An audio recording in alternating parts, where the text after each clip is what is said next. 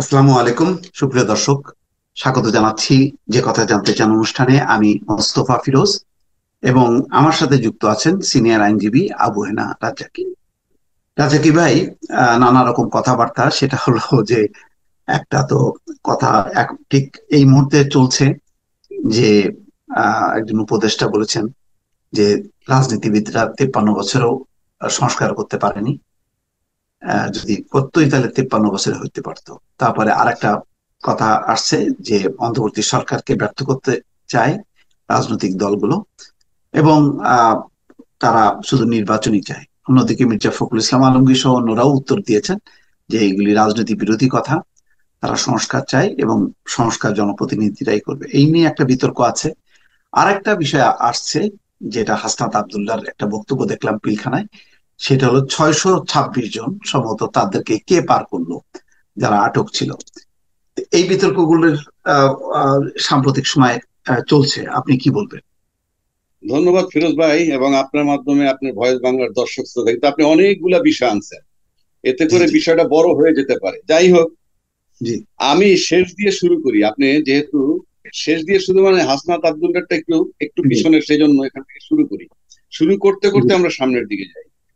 জি জি। হাসনাত আব্দুল্লাহ সম্ভবত আমি দেখলাম গত কয়েকদিন আগে আপনার বিডিআরে, মানে হুম হুম পিলখানায় একটা আলোচনা সভা হয়েছে। এটা সম্ভবত অ্যারেঞ্জ করা হয়েছিল এই হুম হুম। জুলাই বিপ্লব ফাউন্ডেশনের নামে, ব্যানারে।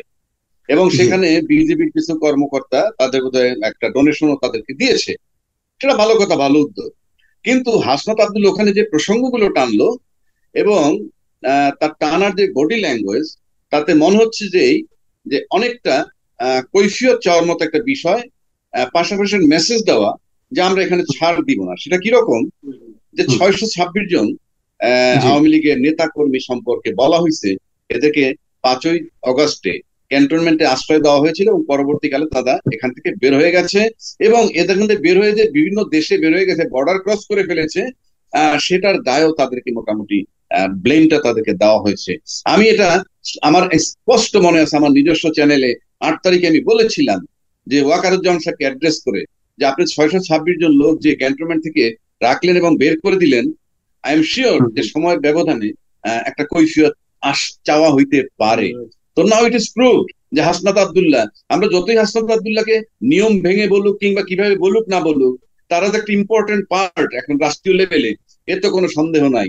এতগুলো আর্মি অফিসারের সামনে সে যেভাবে চেয়েছে, হুম হুম। আমি ব্যক্তিগতভাবে যদি বলি, তারিফ করবো, তারিফ না, বিষয়টা হচ্ছে যে কোশ্চেনটা সুন্দর, এই কথাটা আমি বলেছিলাম। এখন আমরা লেম্যান বলেছি, আমলে নেয় নাই। এবং আমি নিশ্চিত করে বলে দিতে পারি, টু সাম এক্সটেন্ট হাসনাত আব্দুল্লাহর এটার পরে তাদের টনক কিছু হলেও নড়বে। পাশাপাশি আপনি, আরেকটা বিষয় ছিল, 72 জন শীর্ষস্থানীয় আওয়ামী লীগের নেতাকর্মী নিখোঁজ বা হুম হুম। হদিস নাই। আমার হুম এখন হুম। হুম। প্রশ্ন, ওই 72 জন 626 জনের ভিতরের কিনা আমি জানি না। যদি হুম ছয়শো হুম। ছাব্বিশ হুম। জনের মধ্যকার হয়ে থাকে, তাহলে এটা সেকেন্ড কোশ্চেন আসবে তাদের কাছে, এরা কোথায়? কেননা আপনি যদি ডিসঅ্যাপিয়ার্ড হয়ে যায়, তাহলে কিন্তু অনেক প্রশ্ন। কারণ হুম হুম। শেখ হুম। হাসিনা কিন্তু এই ডিসঅ্যাপিয়ার বা এনফোর্সমেন্ট ডিসঅ্যাপিয়ার যেগুলো আমরা বলি, সেই সমস্ত বিষয়গুলো কিন্তু আমি বলছি না এখানকার এখানে এখানে এটা ঘটেছে। কিন্তু এরা যদি 626 জনের মধ্যে হয়ে থাকে আর তারা যদি নিখোঁজ থাকে, তাহলে সেকেন্ড কৈফিয়ত চাওয়া হইতে পারে আবারও, ইন দা লং রান। কথাগুলো কেন বলছি? কথাগুলো বলার পিছনে অনেকগুলো কারণ আছে। আমরা যদি হুম। একটু পিছনে যাই, তাহলে আমরা দেখব যে শেখ হাসিনা কি করতেছিল রাষ্ট্রের ভিতরে।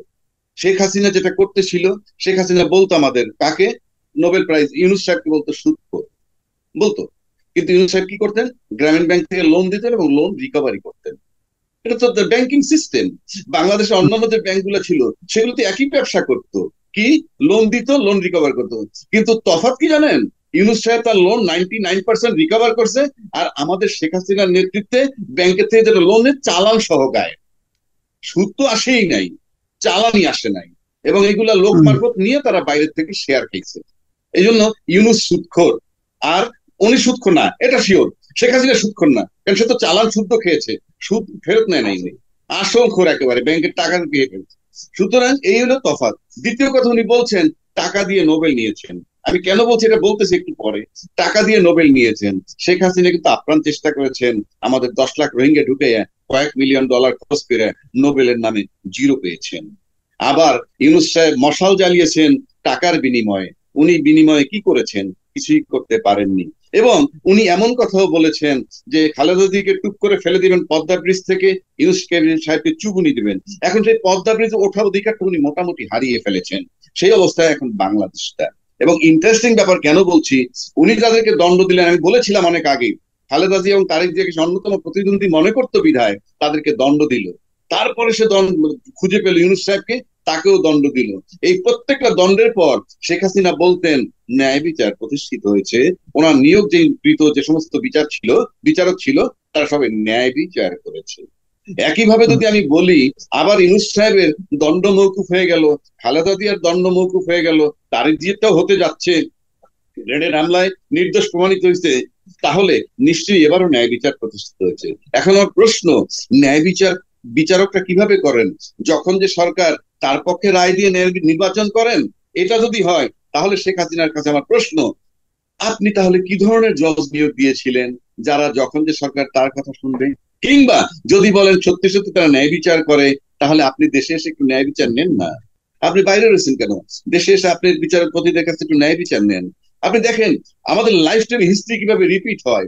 যেই শেখ হাসিনা বলল টেমস নদীর ওই পারে বসে দলের নেতৃত্ব দেওয়া যায় না, সাহস থাকলে দেশে আয়, তারপরে রাজনীতি কর, কাকে বলছে? পুত্রতুল্য একটা ছেলেকে, যে বাংলাদেশে কখনো প্রধানমন্ত্রী ছিল না। আর আজকে উনি যে 4 দফায় 20 বার প্রধানমন্ত্রী, 20 বছর প্রধানমন্ত্রী ছিলেন, উনিও কিন্তু ঠিক তারেক জিয়ার স্ট্যাটাস। কোথায়? ভারতে বসে উনি কিন্তু এখন রাজনীতি করেন। কেন লজ্জা করে না? উনি উনি কিছুদিন আগে বলতেন এই দেশটা আমার বাবার, এই দেশটা আমার বাবা স্বাধীন করছে। এরকম অদ্ভুত পাগল আমি দেখি নাই যে পৃথিবীর কোন রাজনীতিবিদ দেশটাকে তার বাবার ক্লেম করে। আবার বলে আমি পারিবারিক রাজনৈতিক পরিবারের কন্যা। যদি তাই হয়, আপনার বিগত 20 বছর আচরণ দেখে কি মনে হয় আপনার টোটাল ফ্যামিলি ছিল স্বৈরাচার? আপনার পিতা সম্পর্কে কি ধারণা আপনি দিয়ে গেলেন? এবং আপনি যদি ঢাকায় থাকতেন এবং আপনি যদি মৃত্যুবরণ করতেন, তাহলে আপনার পিতার মোরাল গুলো অন্তত রক্ষা পাইতো। পালিয়েছেন বলে রাগটা চলে গেছে ওখানে। আমি কেন বলছি হিস্ট্রিটা রিপিট হয়, এটা কেন বলতেছি সেটাও বলছি। যেহেতু কৈফিয়তের কথা আসছে অলরেডি, হিস্ট্রি রিপিট হয় বলতেছি। আমরা জীবদ্দশায় দেখলাম হিস্ট্রি রিপিট হইতেছে। কোনটা? হাসিনা কি যেটা করছে সেটা এখন হাসিনার উপরে বর্তাইছে। আজকে ইউনূস সাহেব ওই চেয়ারে বসে শেখ হাসিনার বিচার করে, তারা নিজেরা খালাস হয়েছে, তার বিচার হচ্ছে। এটা কেন বলছি? ইতিমধ্যে আমাদের উপদেশ নিয়ে যথেষ্ট কথা উঠছে, তারা টাকা খায়, তদবির করে, এইটা সেইটা। এবং প্রফেসর আসিফ নজরুল সম্পর্কে 2-3টা প্রতিবেদন আসছে ইলিয়াসের, এবং সেখানে তাকে একটা বিশেষ গোষ্ঠী, বিশেষ এজেন্সির এজেন্ট বলা হয়েছে। আমি বলছি না, আমি মিডিয়ার কথা বলছি। এবং সেটা তিনি তুড়ি দিয়ে উড়িয়ে দিয়েছেন। কিভাবে? একটা মিথ্যা কল্পনাকেও হার মানায়। এত সহজে কি সেই হওয়া যায় যে বলে দিলেন আপনি আর স্টেটমেন্ট ফ্রি, আপনি অভিযোগ থেকে মুক্ত হয়ে গেলেন? তাহলে শেখ হাসিনা আর আপনাদের মধ্যে তফাৎ কি? শেখ হাসিনা তো এইভাবে তুড়ি মেরে উড়িয়ে দিত। কোথায় গুম হয়েছে, হত্যা হয়েছে, বলছেন না নিজের দলের লোকে পিটিয়েছে, সে গুলিতে মরে নাই। আমি এই স্টেটমেন্ট সেম দেখি। প্লাস কাউকে কাউকে আমি সোশ্যাল মিডিয়ায় বলতে দেখি। আমি সেদিন দেখলাম জাহিদ ভাইও, আমাদের ডক্টর জাহিদ, সেও একটা স্ট্রং ডিফেন্স তার পক্ষে নিচ্ছে। কি বিভিন্ন ভাবে কথা বলে গেছে, কিন্তু ওইটা বলে নাই সে এজেন্সির লোক কি লোক না, কিংবা লোক না। আজ আমি একটা সিম্পল প্রশ্ন করি, প্রশ্নটা তো আসছে আপনার ব্যাপারে, আপনি এজেন্ট কি না এটা একমাত্র আপনি জানেন। আর বাইরের থেকে যদি মিস্টার এক্স বলে আপনি এজেন্ট, ওয়াই বললো আপনি নন, তাহলে তো ওয়াই কে প্রমাণ করতে হবে নন, এক্স কে প্রমাণ করতে হবে আপনি আছেন। আসলটা তো আপনি জানেন। প্রশ্ন যখন একটা উঠছে, আবার দেখলাম তার পক্ষে স্ট্যাটাস দিল আমাদের কি আসিফ মাহমুদ, তিনিও দিলেন। আরে রয়্যাল এজেন্ট বা কিসের এজেন্ট সেটা কি সে ডিসক্লোজ করে দিবে? এখন প্রশ্ন করতে হবে তাহলে ও জানলো কেমনে? একটা বিশাল প্রশ্ন।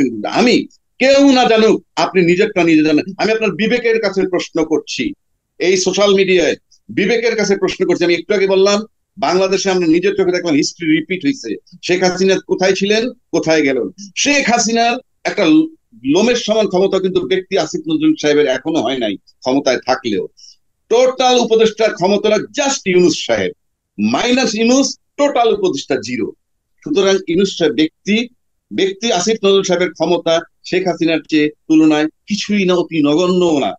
তাহলে শেখ হাসিনার পরিণতি আমরা দেখেছি। সুতরাং যে বিতর্ক আপনাকে নিয়ে উঠেছে সেটা আপনাকে মাথায় রেখে এগুতে হবে, যে যদি সত্যি সত্যি এমন কিছু হয়, আমি রাষ্ট্রের স্বার্থে বলবো, জাস্ট রিটায়ার করে বাসায় চলে যান, if it is a fact. আর যদি if it not a fact, এক লাইনে কিন্তু আপনার স্টেটমেন্ট হবে না। এরকম স্টেটমেন্ট আওয়ামী লীগের সময় সবাই দিয়েছে। সেই জন্য আমি বললাম যে আজকে যে 626 জনের কৈফিয়ত চাওয়া হচ্ছে, সুতরাং আমার কাছে মনে হয় প্রত্যেকে যার যার জায়গা থেকে দায়িত্ব পালন করেন, ট্রান্সপারেন্সি প্রমাণ করেন। যত আপনাদের স্বচ্ছতা হারাবেন তত বেশি বিপদে পড়বেন, আমি নিশ্চিত করে বলে দিচ্ছি। এখনো বলছি, সেখানে টোটাল প্রশাসন আপনাদের পক্ষে কাজ করতেছে না, কাজে আপনি প্রশাসন দিয়েও রক্ষা পাবেন না যদি এই ছাত্র সমাজ খেপে যায় আবার। কেন সার্জিস আলম ইতিমধ্যে আবার বলেছেন যে যদি জুলাইয়ের অভ্যুত্থানকে সাথে বিশ্বাস ভঙ্গ করা হয় তাহলে প্রধান উপদেষ্টাও ছাড় পাবে না। এখন আসি আপনার প্রসঙ্গে, আরো দুইটা কথা বলছেন আপনি, যেটা নাহিদ বলেছে রাজনৈতিক দলগুলো ষড়যন্ত্র করতেছে এই সরকারের বিরুদ্ধে। অফকোর্স করবে, অফকোর্স করবে। এটার মানে এই না যে আপনার দলের এই সরকারের বিরুদ্ধে কেউ ষড়যন্ত্র করবে সেটা আমন্ত্রণ জানাচ্ছি আমি। এটা হলো রাজনীতি, রাজনীতির দাবা খেলা। আপনি ঘরে নির্বিকার বসে থাকবেন আর আপনার বিরুদ্ধে ষড়যন্ত্র হবে না? কেন হবে না? কেন না? আমাকে তো ক্ষমতায় যেতে হবে, আমি তো রাজনীতি করি, দাবা খেলি। সেই দাবা খেলা আপনি নেমেছেন। আপনি যখন হারুন হোটেলে ভাত খেয়ে তারপর যখন হারুনের চাপে স্টেটমেন্ট দিছিলেন, সেটাও ছিল ওই সময়ের রাজনীতি। সেখান থেকে আপনি চলে এসে আপনি শহীদ কতজন হইলো তাদের তালিকা করলেন না, আবার যারা আহত হইলো তাদেরকে এড়িয়ে গিয়ে আপনার ক্ষমতায় বসলেন, এখন পর্যন্ত কোনো তালিকা নাই। এটাও আপনাদের রাজনীতি। পরিষ্কার জুলাই অভ্যুত্থানের সাথে তো আপনাদের বিশ্বাসঘাতকতা হচ্ছে। আপনার নগদের লোকগুলোর নাম পেলেন না, কতজন মারা গেছে, কতজন শহীদ আহত হয়েছে, তাদের চিকিৎসা কাকে কোথায় দিচ্ছেন? তাহলে রাজনীতিবিদরা কি বসে থাকবে? আপনারা বলতেছেন কি আপনারা সংস্কার করবেন, কি সংস্কার করবেন? এই পলিথিন ব্যাগ নিষিদ্ধ করা, তারপরে শব্দ দূষণ, বায়ু দূষণ আইন করা, এই দায়িত্ব কে দিচ্ছে আপনাদেরকে? আপনারা নির্বাচনের লাইনে কাজ করেন, এখন পর্যন্ত কি সংস্কার করছেন? প্রফেসর ইউনূস সাহেব বলেন, উপদেষ্টা বলেন, আপনারা সব তরুণ সমাজকে গুরুত্ব দিচ্ছেন। কি গুরুত্ব দিচ্ছেন? তরুণ সমাজ সব করেছে। উপদেষ্টা বানাচ্ছেন কারে? সব চৈতমেই শেখদু, 73-74 বছর বয়স, যারা আওয়ামী লীগের সময়ই তারা অবসরে গেছে, যাদের নিজস্ব বেডরুম থেকে ড্রয়িং রুমে যাইতে, এই বাথরুমে যাইতে বা ডাইনিং হলে যাইতে বোধ হয় হাইটে যেতে 3 মিনিট টাইম লাগে। তরুণ সমাজ কোথায়? যে তরুণরা আপনাদের নিয়োগ দিল, যে তরুণরা সবকিছু পারে, কাজে আপনি এখন মাহফুজ আলমের সেই কথাটা বলতে হয় যে 96-90 আন্দোলনের সময় যে তরুণরা ছিল, হ্যাঁ, তারা পুরনো প্রজন্মের কাছে বিক্রি হয়ে গেছে। আজকে মাহফুজুল আলম সাহেবরা কি তাই হয়েছেন? নাহিদ সাহেবরা কি তাই হয়েছেন? এই উপদেষ্টাগুলিকে আপনারা সিনা টান করে এখন মাঠে এসে বলেন না যে এই লোকগুলাকে আপনারা নিয়োগ দিচ্ছেন? তাহলে আওয়ামী লীগ আর আপনার সাথে পার্থক্য কি? ন্যাচারালি ষড়যন্ত্র হইতেই পারে, হবে। আমি কিন্তু সরকারের বিরোধিতা করার জন্য এটা বলছি না, আমি বলছি আপনাদের শুদ্ধতার জন্য শুদ্ধ হন। আবারও বলছি, স্বচ্ছতা আনেন। স্বচ্ছতা না থাকলে একেবারে গভীর তলানিতে নিমজ্জিত হবেন। ট্রান্সপারেন্সি একটা মানুষকে টপে নেয়। এইবার আসেন, সৈয়দ রেজওয়ানা বলছেন 53 বছরে কি করেছেন, রাজনীতিবিদরা কি করেছে, তাহলে আমাদের ডাকলো কেন? আপনাদেরকে কে ডাকছে? এক ইউনূস সাহেব আইডেন্টিফাইড আমাদের কাছে, আপনাদেরকে ইউনূস সাহেব ডাকছে, ভালো কথা, সুন্দর গুছিয়ে কথা বলেন, আপনি শিক্ষিত মহিলা, বাট আপনার কথার ভিতরে একটা অ্যারোগেন্স প্রকাশ পায়, আপনার কথার ভিতরে অ্যারোগেন্স প্রকাশ পায়। সংস্কার করে নির্বাচন, as if nobody can touch you, nobody can say you anything. No, আপনার ইগো প্রকাশ পায়, আপনার খেপিয়ে তুলছেন রাজনীতিবিদদের। 53 বছর বয়সে আপনি কি বলবেন? 53 বছর কি করছে? আপনার আগে আমি বলেছি, কিন্তু আমারটা আপনাদের মতো প্রচার হয় না, যেহেতু আমি উপদেষ্টা না। আপনার আগে বলেছি, এই চ্যানেলেও বলেছি যে 53 বছরে 17 বার সংশোধন করে একটা চটি সংবিধান বানানো হয়েছে, যে বইটা মানুষকে, বইটাই একটা ব্যক্তিকে স্বৈরাচার করে। সেজন্য আমি বলেছি যে আপনাদের আপনাদের সংশোধনটা গ্রহণযোগ্য না। কিন্তু আপনার দা ওয়ে আপনি বলতেছেন এত অ্যারোগেন্সি নিয়ে, no no, I can't allow it. তো আপনাদেরকে সফট থাকতে হবে, রাজনীতিবিদদের সাথে বসতে হবে, আলোচনা করে মন জুগিয়ে। জোর করে পারবেন না, প্রশাসন আপনাদের পক্ষে নাই। আপনারা প্রেসিডেন্টকে অপসারণ করতে চেয়েছিলেন, পারেননি। আমি বলছি পারেননি বলে মেনে নিয়েছেন, আপনি কিন্তু এটা নিয়েছিলেন। এবং আপনারা আরো বেশি রিস্কে আছেন। প্রেসিডেন্ট কিন্তু যে কোনো সময় আপনাদের জারি করে আপনাদেরকে পুরো উপদেষ্টা পরিষদ বাতিল করতে পারে, কি হবে না হবে এই যায়। সুতরাং আপনি যেভাবে আপনারা আছেন, সুতরাং আপনাদেরকে খুব সতর্কতার সাথে, আবার যাতে হিস্ট্রি রিপিট না হয়। হিস্ট্রি কিন্তু আমাদের জীবদ্দশায় দেখলাম হিস্ট্রি রিপিট হয়েছে, এবং ফলাফল কি হয়েছে। সুতরাং এখান থেকে লেসন নেন, কি করা উচিত সতর্কতার সাথে করেন, দলমত নির্বিশেষে সংস্কার করেন, আর কিভাবে নির্বাচন দিবেন সেটাও দেখেন। এবং বিচার একটা করতে চাচ্ছেন, সেটা এই বিচারের ভিতরে একটা ষড়যন্ত্র আছে, সেটা বলে দিচ্ছি। উপদেষ্টা সাহেব, আমি জানি না, আগে অ্যাপেলের এই আন্তর্জাতিক অপরাধ ট্রাইব্যুনালটা ছিল এরকম যে ফুল বিচার হয়ে যাবে, তারপর ইচ্ছে হলে আপিল করতে পারবে। এটা এখন আমি যতটুকু জেনেছি, প্রতিটা আদেশের বিরুদ্ধে যদি পছন্দ না হয় আপিল করতে পারবে, তাহলে এটা লেংদি হবে। সুতরাং আমার কাছে মনে হয় এটার দায়িত্বে যেহেতু আসিফ নজরুল সাহেব, আমার কিছু ডাউট তার প্রতি আছে। আপনি প্রতিটা অর্ডারে অর্ডারে ধাপে ধাপে যদি আপিল করতে যান, it will take a long course, it will take a long time. কে আপনাদেরকে দিবে? সুতরাং ভেরি কেয়ারফুল, যা করেন জনগণের সাথে, রাজনীতিবিদদের সাথে একত্রিত হয়ে ঐক্যমত্যের ভিত্তিতে করেন। রাজনীতিবিদ অবজ্ঞা করে আপনারা এগোতে পারবেন না। জি, না, খুবই চমৎকার বিশ্লেষণ। একেবারে সমসাময়িক যেই নানামুখী যে প্রবণতাগুলো চলছে, যে প্রবণতাগুলো আসলে সরকার সম্পর্কে জনগণের মধ্যে একটা নানা রকম প্রশ্ন এবং উদ্বেগ উৎকণ্ঠা ঘটাবে এবং মানুষও বিভ্রান্ত হবে। তো সেই বিষয়গুলো আপনি অ্যাড্রেস করেছেন, খুবই চমৎকার হয়েছে। দর্শক শুনছিলেন আবু হেনা রাজ্জাকের বিশ্লেষণ। আমাদের এই আলোচনা আগামীতেও অব্যাহত থাকবে। আজ এই পর্যন্তই। আল্লাহ হাফেজ।